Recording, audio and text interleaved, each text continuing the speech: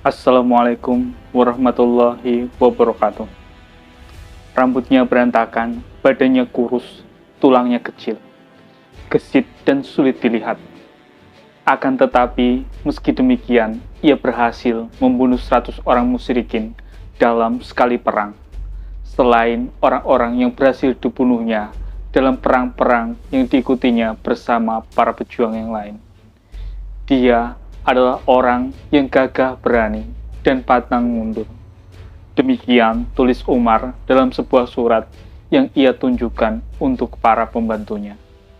Akan tetapi, janganlah ia ditunjuk sebagai pemimpin pasukan muslimin, karena khawatir mereka semua akan terbunuh karena maju terus. Dialah Al-Bara' bin Malik Al-Ansari, saudara dari Anas bin Malik, pembantu setia Rasulullah. Jika aku paparkan semua kisah kepahlawanan Al-Bara' bin Malik, pasti akan membutuhkan banyak waktu. Karenanya, aku hanya akan menceritakan sebuah kisah yang dapat menjadi gambaran tentang kisah kepahlawanannya yang lain. Kisah ini dimulai saat Rasulullah wafat dan kembali ke pangkuan rohnya. Saat itu, beberapa kabilah Arab keluar dari agama Allah secara berbondong-bondong, seperti halnya saat mereka masuk secara berbondong-bondong pula, sehingga hanya tersisa para penduduk Mekah, Madinah, dan beberapa kelompok di sana-sini yang Allah tetapkan hatinya untuk terus beriman. Abu Bakar As-Siddiq tetap tegar menghadapi fitnah yang merebak ini. Ia tegar bagai gunung kokoh yang tak bergeming. Ia menyiapkan 11 rombongan pasukan yang terdiri dari kaum Muhajirin dan Ansor. Beliau juga menyiapkan 11 panji yang masing-masing dibawa oleh panglima pasukan tadi. Ia mengutus ke-11 pasukannya ke seluruh penjuru Arab untuk mengembalikan mereka yang murtad ke jalan petunjuk dan kebenaran, dan menggiring orang-orang yang menolak kembali ke jalan Islam kepada sabetan pedang. Kaum murtad yang paling kuat dan banyak pasukannya adalah Bani Hanifah, yang menjadi para pendukung Musailamah Al-Kadzdzab.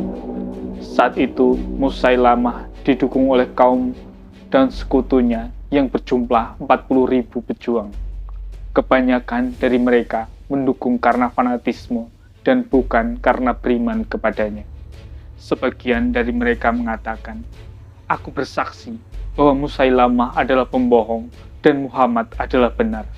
Tetapi pembohong yang berasal dari suku Rabi'ah lebih kami sukai daripada orang yang benar yang berasal dari suku Mudhar.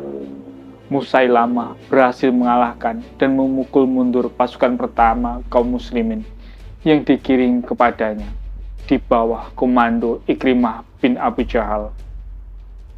Lalu Abu Bakar mengirim pasukan muslimin kedua kepada Musailamah di bawah komando Khalid bin Walid, di mana pasukan tersebut dipenuhi dengan para tokoh Ansor dan Muhajirin.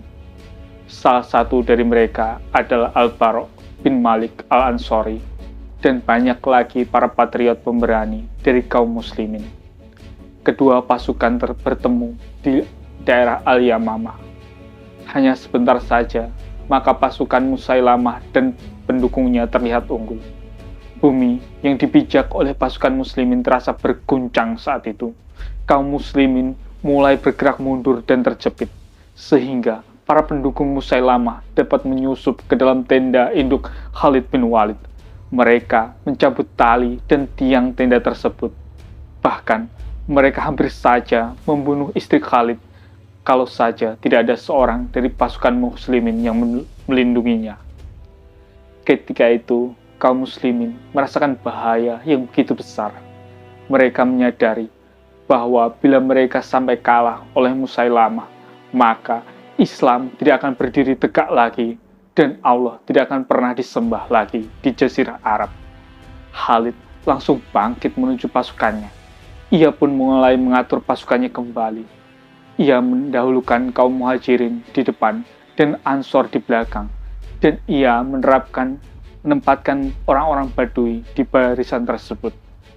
Khalid juga mengumpulkan anak-anak yang berasal dari satu bapak dengan satu panji agar ia dapat mengetahui musibah yang menimpa setiap regu dalam peperangan ini, dan juga agar ia tahu dari sisi mana kaum muslimin diserang. Maka terjadilah perang di antara kedua kubu yang begitu hebatnya. Kaum muslimin belum pernah menjalani peperangan yang begitu dahsyat seperti ini sebelumnya.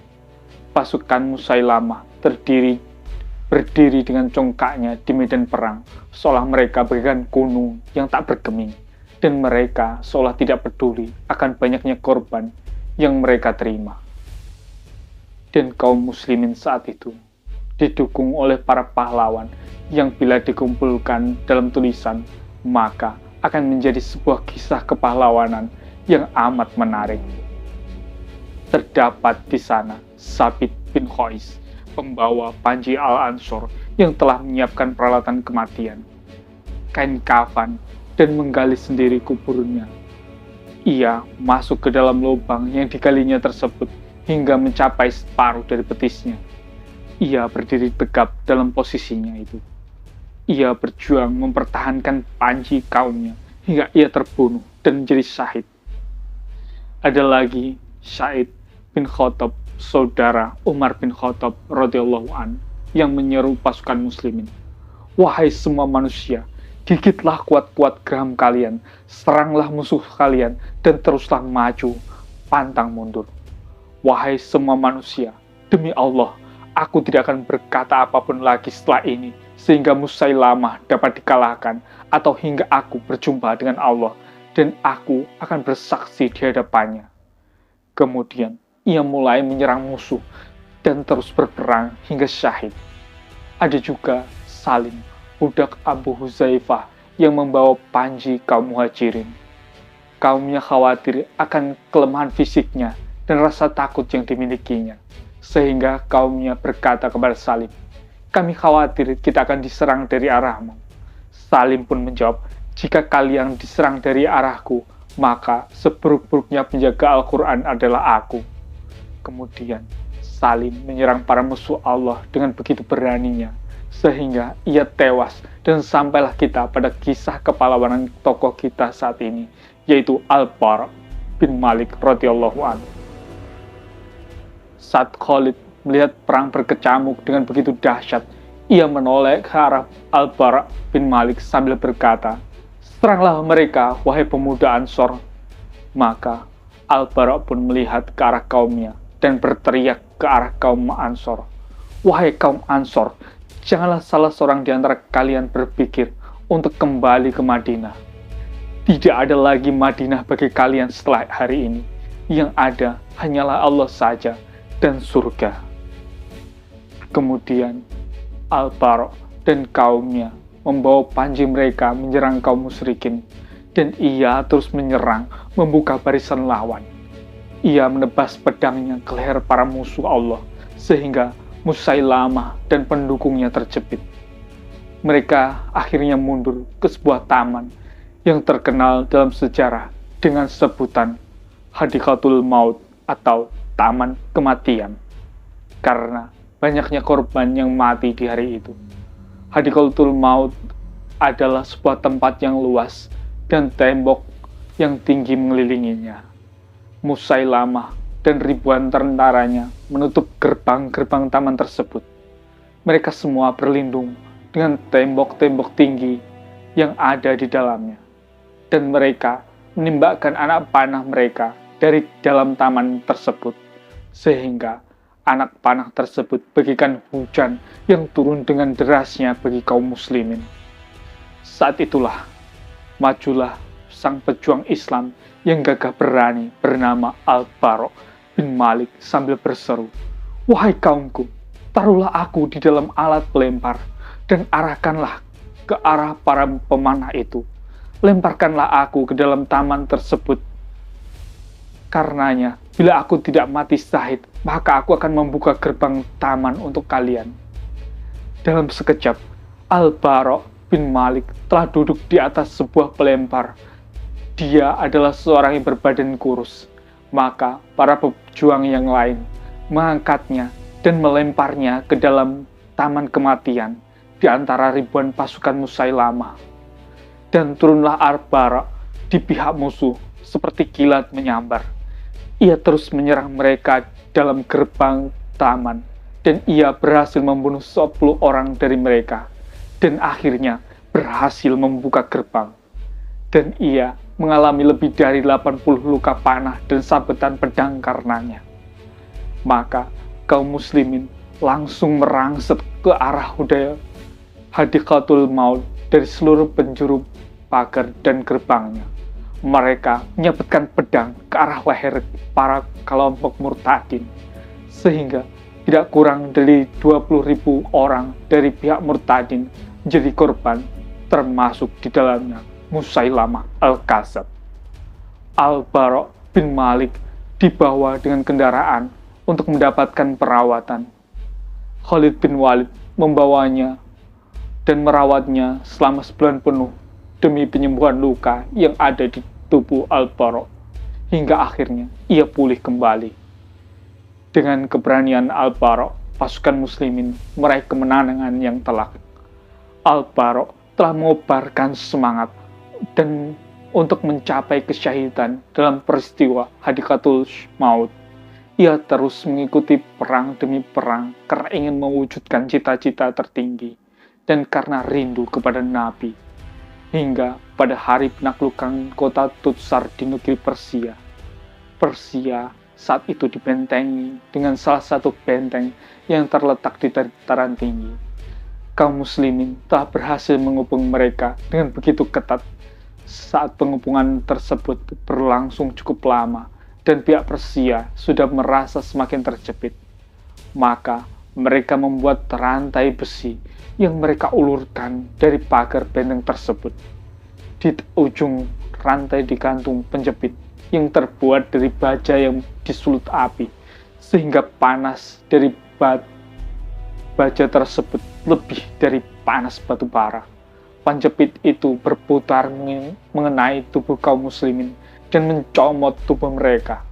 Pasukan Persia mengangkat tubuh kaum muslimin yang terkena jepitan tadi dari atas, baik dalam keadaan mati maupun sekarat. Para pasukan Persia yang bertugas menggunakan alat tersebut mengarahkannya kepada Anas bin Malik, saudara dari Bara bin Malik. Begitu melihat Bara, langsung melompat ke arah tembok benteng dan meraih rantai yang telah mengambil tubuh saudaranya. Al-Bara berjuang sekuat tenaga untuk melepaskan Anas dari dalamnya. Tangan Al-Bara menjadi terbakar dan melepuh. Ia tak menghentikan usahanya sehingga saudaranya terbebas dan ia pun jatuh setelah hanya tulang yang tersisa dari tangannya tanpa daging sedikit pun. Dalam peperangan ini, Al-Bara bin Malik Al-Ansari berdoa kepada Allah agar ia diberikan syahid dan Allah mengabulkan permohonannya. Al-Bara akhirnya mati sebagai syahid yang amat rindu dengan perjumpaan dengan Allah. Semoga Allah menyinari wajah Al-Bara bin Malik di surga dan membuat dirinya tenang dengan hidup bersama Nabi Muhammad. Semoga Allah meridhoinya dan ia ridho kepada Allah Subhanahu wa Ta'ala. Sobat Risah, bantu kami agar terus dapat menyebarkan kebaikan dengan jalan membagikan kisah-kisah ini. Mari bersama-sama menjadi semut yang membawa air dalam kisah Nabi Ibrahim. Sekecil apapun perbuatan akan menunjukkan di sisi mana kita berpihak.